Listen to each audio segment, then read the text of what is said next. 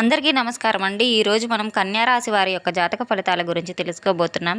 September 9 మంగళవారం నాడు కన్యారాశి వారి యొక్క జాతక ఫలితాలు ఎలా ఉండబోతున్నాయి, వారు ఏ దేవతారాధన చేయాలి, వారికి ఉన్న సమస్యలను ఎలా పరిష్కరించుకోవాలి, ఏ దేవతను ఏ పూలతో పూజిస్తే మీకు ఎటువంటి కోరికలు ఫలిస్తాయి అనేది మనం వివరంగా తెలుసుకుందాం. అంతకంటే ముందు మన ఛానల్ మీరు ఇదే ఫస్ట్ టైం చూస్తున్నట్లయితే కనుక ప్లీజ్ సబ్స్క్రైబ్ చేసుకొని, షేర్ చేసుకొని, లైక్ చేసుకోండి. అలాగే వీడియో మొత్తం ఎక్కడా స్కిప్ చేయకుండా పూర్తిగా చూడండి. అప్పుడే మీకు క్షుణ్ణంగా వివరంగా అన్నీ తెలుస్తూ ఉంటాయి.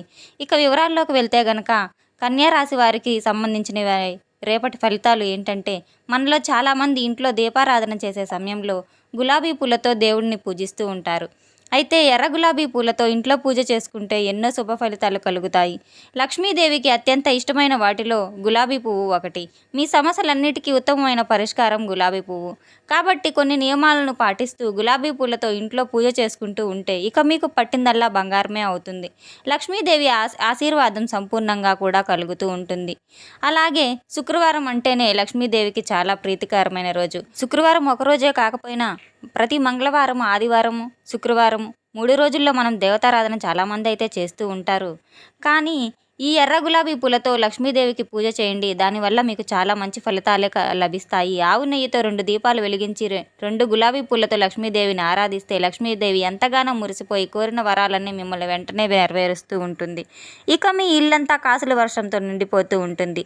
అలాగే ఏదైనా అమ్మవారి దేవాలయానికి వెళ్ళేటప్పుడు మీరు గులాబీ పూల దండను తీసుకెళ్లి అమ్మవారి మడలో వేసి పూజ చేయించుకోండి. ఆ దండలోని 2 గులాబీ పూలను మీ ఇంటికి తెచ్చుకొని మీ ఇంటి బీరువాలో పెట్టుకోండి. మీ ఇంటికి ఉన్న డబ్బు సమస్యలన్నీ తీరిపోయి, మీ అప్పు సమస్యలన్నీ తీరిపోయి లక్ష్మీదేవి ఆశీర్వాదం మీకు నిండుగా ఉంటుంది. మీ ఇంటి ధనాభివృద్ధి విపరీతంగా పెరిగిపోతుంది. అలాగే ప్రతిరోజు సాయంకాల సమయంలో లక్ష్మీదేవి మన ఇంటి గుమ్మం ముందుకు వస్తూ ఉంది. కాబట్టి ప్రతిరోజు సాయంత్రం సమయంలో మీ ఇంటి ముందు గుమ్మం ముందు గులాబీ రేకులను కూడా చల్లితే చాలా ఉత్తమం. ప్రతిరోజు కాకపోయినా ప్రతి శుక్రవారం, మంగళవారం, ఆదివారం నాడైనా ఇటువంటి పనులు చేయండి. తప్పనిసరిగా ఇంటికి గుమ్మం ముందు గులాబీ రేకులను చల్లితే లక్ష్మీదేవి ఆకర్షింపబడి మీ ఇంట్లోకి వెంటనే అడుగు పెడుతుంది. ఇక ఆర్థిక ఇబ్బందులన్నీ తొలగిపోతాయి.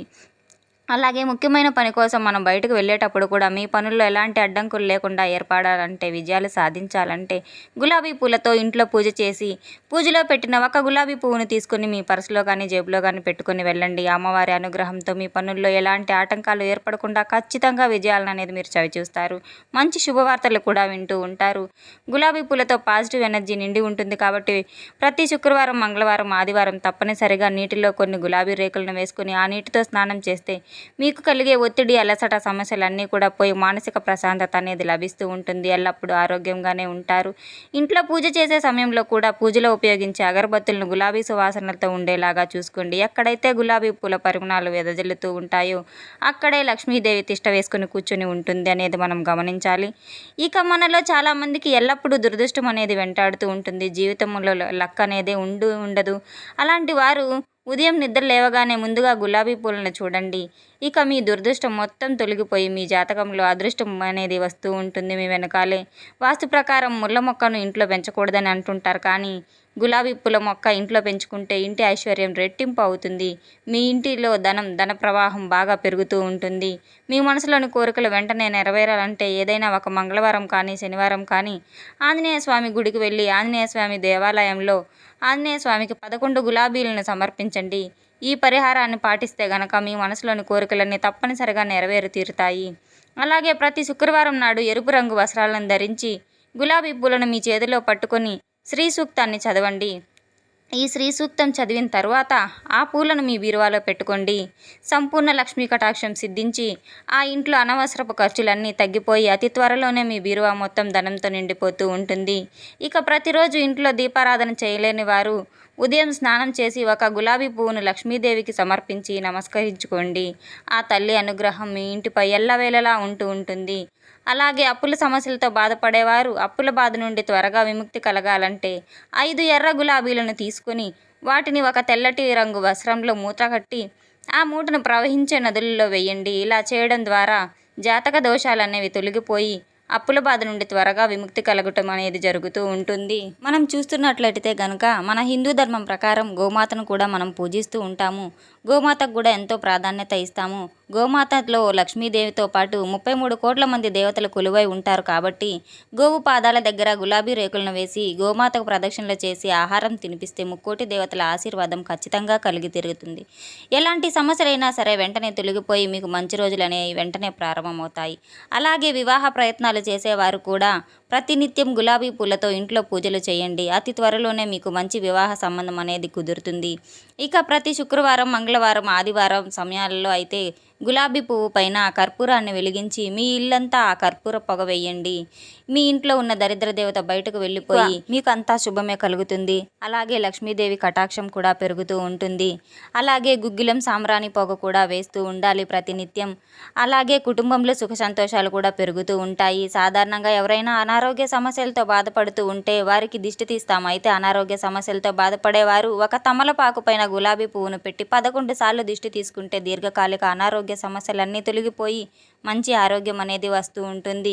ఇక భార్యాభర్తల మధ్య కలహాలు ఉన్నవారు మీ బెడ్రూమ్లో గులాబీ పూల ఫోటోలను అంటించుకోండి.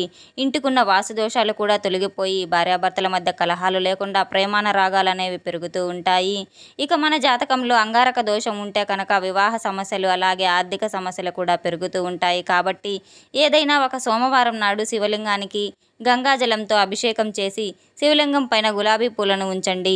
అలాగే అంగారక దోషాలన్నీ తొలగిపోయి ఆ శివయ్య అనుగ్రహంతో ఎన్నో శుభ ఫలితాలు కూడా కలిగి తీరుతాయి. ఇక వ్యాపారాలు చేసేవారు మీ వ్యాపారంలో నష్టాలు వస్తుంటే గనక మీ వ్యాపార స్థలంలో డబ్బులు పెట్టే ప్రదేశంలో కొన్ని గులాబీ పూలను పెట్టుకోండి.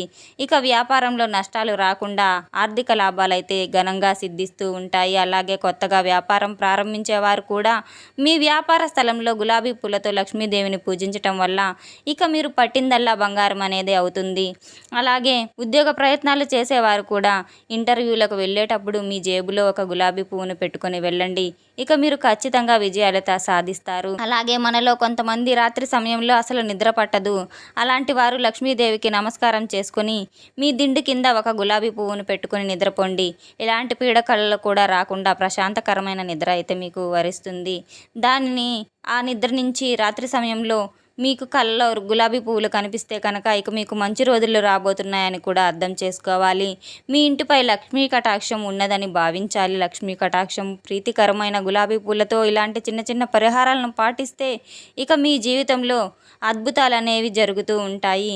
కాబట్టి ప్రతినిత్యం మీరు దేవతారాధనలో ఈ గులాబీ పూలను వాడటం వల్ల ఎంతో శుభ ఫలితాలను అయితే ఆశిస్తూ ఉంటారు. మీకు అన్ని శుభాలే కలుగుతూ ఉంటాయి. దయచేసి ఈ చిన్న పరిష్కారాన్ని అయితే మీరు మర్చిపోకుండా చేస్తూ ఉండండి. చూశారు కదండి, కన్యా రాశి వారికి సెప్టెంబర్ 9వ తేదీ మంగళవారం నాడు మీరు ఏ పూలతో ఏ దేవతారాధన చేస్తే మీకు ఎటువంటి ఫలితాలు కలుగుతాయి అనేది మనం క్షుణ్ణంగా తెలుసుకున్నాం కదండి. ఈ వీడియో మీకు నచ్చినట్లయితే సబ్స్క్రైబ్ చేయండి, లైక్ చేయండి, షేర్ చేయండి. అలాగే ఈ వీడియో పూర్తిగా ఎక్కడా స్కిప్ చేయకుండా చూసినందుకు ధన్యవాదాలు. Thanks for watching.